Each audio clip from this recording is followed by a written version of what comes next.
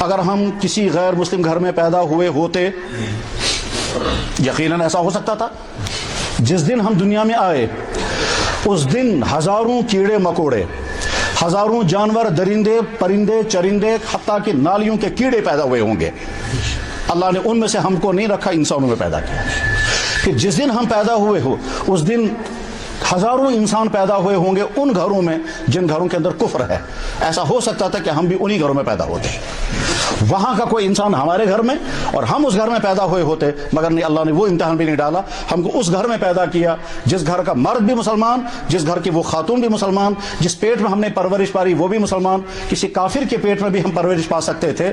ہمارے یہاں حدیثوں میں ایک بڑی مشکل بحث آتی ہے کہ کافروں کے بچے جنت میں جائیں گے یا جہنم میں۔ کافروں کے بچے جنہوں نے کفر نہیں کیا اور بچپن میں ہی دنیا سے چلے گئے، وہ جنت میں جائیں گے جہنم میں جائیں گے؟ اتنا ٹف سوال ہے یہ کہ فیصلہ ہی نہیں کر پاتے۔ بعض دلائل سے لگتا ہے وہ جنت میں جائیں گے، بعض دلائل سے لگتا ہے وہ جہنم میں جائیں گے۔ جب کہتے ہیں جنت میں جائیں گے تو فوراً سوال پیدا ہوتا ہے انہوں نے تو ایمان قبول کیا ہی نہیں، تو جنت میں کیسے جائیں گے؟ تو دوسری رائے ہے پھر جہنم میں چلے جائیں گے، مگر انہوں نے تو کفر کیا ہی نہیں، تو جہنم میں کیوں جائیں گے؟ کہیں گے صاحب ٹھیک ہے، پھر بیچ میں رکھیں گے، مگر بیچ میں رکھنے سے ان کا قصور کیا تھا؟ اگر انہوں نے ایمان بھی قبول نہیں کیا، کفر بھی نہیں کیا، کافر کے گھر میں پیدا ہوا، ان کا اپنا قصور کیا ہے؟ تو یہ مشکل سوال گھومتے گھومتے بہت سارے فقہا محدثین کہتے ہیں جنت میں جائیں گے، بہت سارے کہتے ہیں صاحب جہنم میں جائیں گے، بہت سارے کہتے ہیں نہیں جنت میں جائیں گے مگر جنت والوں کے خدمت گزار بن کر کے جائیں گے، جنت کے حقدار بن کر نہیں جائیں گے، بہت سارے کہتے ہیں نہیں صاحب ان کو آراف میں رکھا جائے گا، بہت سارے کہتے ہیں نہیں اللہ تعالیٰ کو علم ہے، اگر وہ زندہ رہتے تو آگے وہ کیا کرتے، وہ آگے جو کرتے اسی کے مطابق اللہ ان کے بارے میں فیصلہ کریں گے۔ تقریباً 8 رائے ہیں، اور 8 رائیوں میں سے ایک رائے یہ ہے کہ چپ رہو، کوئی فیصلہ مت کرو، ہم کون ہیں فیصلہ کرنے والے؟ اللہ تعالیٰ خود ہی عادل ہیں، جہاں چاہیں گے وہاں بھیج سکتے ہیں۔ اگر ان کو جنت میں لے جائیں گے تو ہم کو کیا پریشانی ہے، اور اگر وہ جہنم میں ان کو اللہ تعالیٰ نے بھیج دیا تو اللہ خود جانے کیوں جہنم میں بھیجیں گے، ان بیچاروں کا قصور کیا ہے۔ اللہ نے اس پورے امتحان سے ہم کو بچایا، اور امتحان یہ ہے اگر ہم کسی کافر کے گھر میں پیدا ہوئے ہوتے، اللہ محفوظ فرمائے الحمدللہ کافر کے گھر میں پیدا ہوئے ہوتے، ہم میں سے کوئی شخص اپنے بارے میں یہ گارنٹی نہیں دے سکتا کہ جو ہی ہم شعور کی زندگی میں پہنچتے اس کے بعد پھر اس کفر کو چھوڑ کر کے ہم ایمان کی طرف لازماً آ جاتے۔ ہم اس کفر میں رہنے والے نہیں تھے، ہمیں اپنے بارے میں اتنا اعتماد ہے، ہمیں سے کوئی اپنے بارے میں نہیں کہہ سکتا۔ کیوں نہیں کہہ سکتا؟ آج بھی دنیا میں ہم سے زیادہ ذہین، ہم سے زیادہ سمجھدار، ہم سے زیادہ ڈگریوں والے، ہم سے زیادہ دور اندیشی رکھنے والے، بلکہ ہم سے زیادہ ہمارے اسلام کو حق جاننے والے، ہم سے زیادہ جاننے والے، لیکن ایمان سے محروم ہیں۔ ایک یہودی بہت بڑا محدث گزرا ہے، محدث اتنا بڑا حدیث کا ماہر ہے وہ کہ اس کے زمانے میں پوری دنیا میں کوئی مسلمان محدث اس کے ٹکر کا نہیں تھا، اور اتنا مشکل کام اس نے کیا ہے حدیث میں کہ مصر کا ایک بہت بڑا محدث کہتا ہے کہ اگر یہ کام میرے سامنے پہلے آیا ہوتا تو میری زندگی کی 30 سال بچ جاتے۔ اس نے کیا کیا ہے؟ تمام حدیثوں کا کیٹلاگ تیار کیا۔ عوام میں سمجھانا تھوڑا سا مشکل ہے یہ، لیکن تھوڑا سا میں سمجھانے کی کوشش کروں گا۔ حدیثوں میں ایک مشکل مسئلہ یہ آتا ہے کہ حدیث ڈھونڈتے ڈھونڈتے آدمی پہنچ نہیں پاتا یہ حدیث ہے کہاں۔ مثلا بخاری شریف ہے، اس میں حدیث موجود ہے مگر وہ ملتی نہیں جلدی۔ کیوں نہیں ملتی ہے؟ کچھ نہیں معلوم ہے امام بخاری اس حدیث کو کون سے چیپٹر میں لائیں گے۔ ایسا ہو سکتا ہے کہ ہم سمجھیں گے یہ اس چیپٹر میں ہے مگر وہاں نہیں ہوگی، وہ کسی اور چیپٹر میں ہوگی۔ تو چیپٹر ڈھونڈتے ڈھونڈتے انسان پریشان ہو جاتا ہے اور ہاتھ نہیں آتی وہ حدیث۔ میں اس کی مثال بتاتا ہوں۔ ایک دفعہ یہاں یونیورسٹی سے ایک صاحب نے مجھے فون پر بتایا کہ یہ جو حدیث بیان کی جاتی ہے جس نے میرے ولی کے ساتھ دشمنی رکھی اس کے ساتھ میرا اعلان جنگ ہے، یہ حدیث ہے؟ میں نے کہا ہاں حدیث ہے۔ کہنے لگا کہاں ہے؟ میں نے کہا بخاری شریف میں ہے۔ کہنے لگا مجھے ریفرنس مل سکتا ہے؟ میں نے کہا یار میں ڈھونڈتا ہوں پہلے، بخاری شریف میں حدیث ہے مگر میں ابھی زبانی نہیں بتا سکتا۔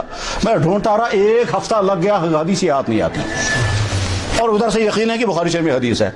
لے لی وہی یہودی کی کتاب، اس یہودی کی کتاب میں جو ہی کیٹلاگ کھولا 3 منٹ کے اندر حدیث نکال دی اس نے۔ ایسا کام اس نے کیا ہے مگر رہا وہ یہودی۔ اور ہالینڈ میں کتاب چھپی ہے، المعجم المفہرس لالفاظ الحدیث اس کتاب کا نام ہے۔ دنیا کے سارے حدیث کے ریسرچ کرنے والے اس کتاب سے فائدہ اٹھا رہے ہیں، لیکن لکھنے والا جو ہے وہ یہودی رہا اور یہودی ہی مرا، وہ اتنا بڑا ماہر تھا۔ تو دنیا میں بے شمار انسان ایسے ہیں जो जानते ही नहीं कि इस्लाम हक है, हो सकता था हम उनमें होते। बेशुमार इंसान वो हैं जो जानते हैं कि इस्लाम हक है मगर इस्लाम कबूल करने का उनका ख्याल भी नहीं आया। बेशुमार इंसान वो हैं जो सोचते हैं हम इस्लाम कबूल करेंगे मगर साथ में डरते हैं आगे मुश्किलात आएंगी, हमको अपना घर छोड़ना होगा, अपने बीवी बच्चे छोड़ने होंगे, हमारी ज़िंदगी की सारी सहूलियात हमें तर्क करनी पड़ेंगी, नए समाज में जाना पड़ेगा, कुछ नहीं मालूम है नया समाज हमें कबूल करेगा भी या नहीं करेगा। ये जो कश्मीर में हज़रत शाह हमदान रहमतुल्लाह ताला इस्लाम लेकर के आए हैं, हम तो बहुत सतही तौर पर कहते हैं वो इस्लाम लेकर आए, यहाँ कश्मीरी मुसलमान हो गए। यकीनन ये बहुत बड़ा कारनामा है, लेकिन इसके साथ ही उनकी सोच कितनी लंबी थी उस पर नज़र आमतौर पर नहीं जाती है। आप थोड़ा सा अंदाज़ा करें इससे। हज़रत शाह हमदान रहमतुल्लाह ताला जब सोचा कि यहाँ के लोग मुसलमान बन जाएंगे, मुसलमान बनने के बाद ही मुश्किलात में फंस जाएंगे, क्योंकि हो सकता है इनका बिजनेस खत्म हो जाए, हो सकता है एक घर का एक आदमी मुसलमान हो जाए तो घर छोड़ना पड़ेगा। अब घर जब छोड़ना पड़ेगा तो जाएगा कहाँ ये?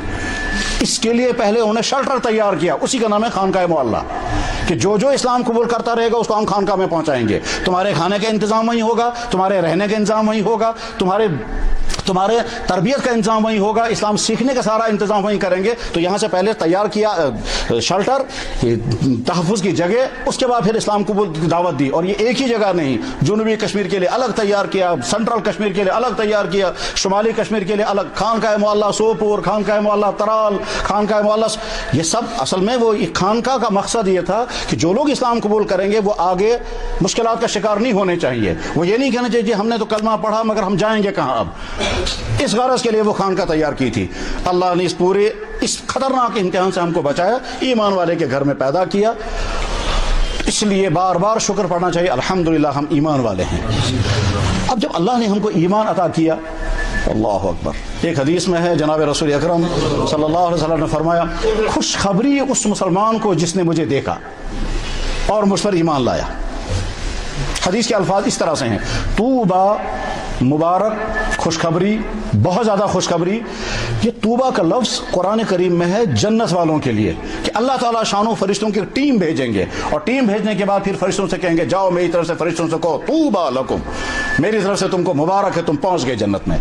तो लफ्ज़ तूबा अल्लाह की तरफ से इस्तेमाल होगा फरिश्तों के लिए। सलामुन अलैकुम तिब्तुम, फरिश्ते आकर के कहेंगे आपको हम सलामती पेश करते हैं और अल्लाह की तरफ से पैगाम पहुँचाते हैं, तिब्तुम, तुमको तूबा हो।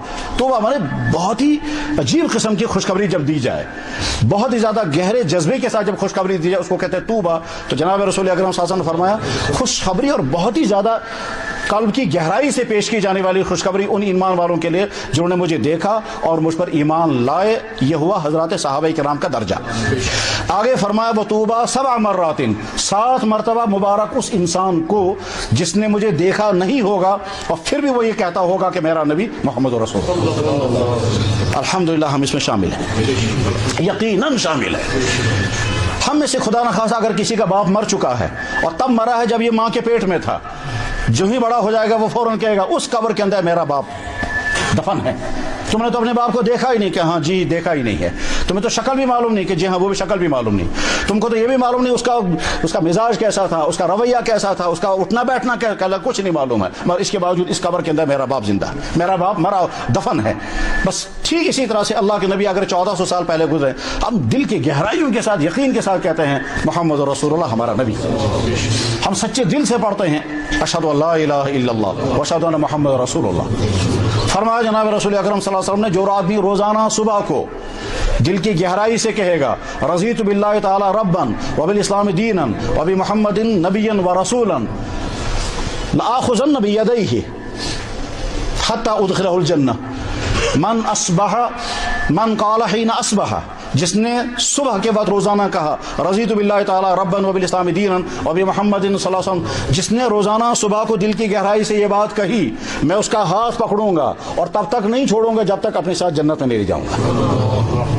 तो ईमान की दौलत मिलना कोई मामूली चीज नहीं है मेरे भाइयों। ये बात मैं इसलिए बार बार अर्ज कर रहा हूं कि आज ही सुबह यहीं शहर के करीब एक गांव से एक नौजवान तालिब इल्म ने फ़ोन पर कहा, कहने लगा जी यहाँ कश्मीर में मैं एक ग्रुप को जानता हूँ जो तकरीबन 1500 लड़कों का ग्रुप है और वो सबसे ज़्यादा गालियाँ देते हैं अल्लाह को और अल्लाह के नबी को।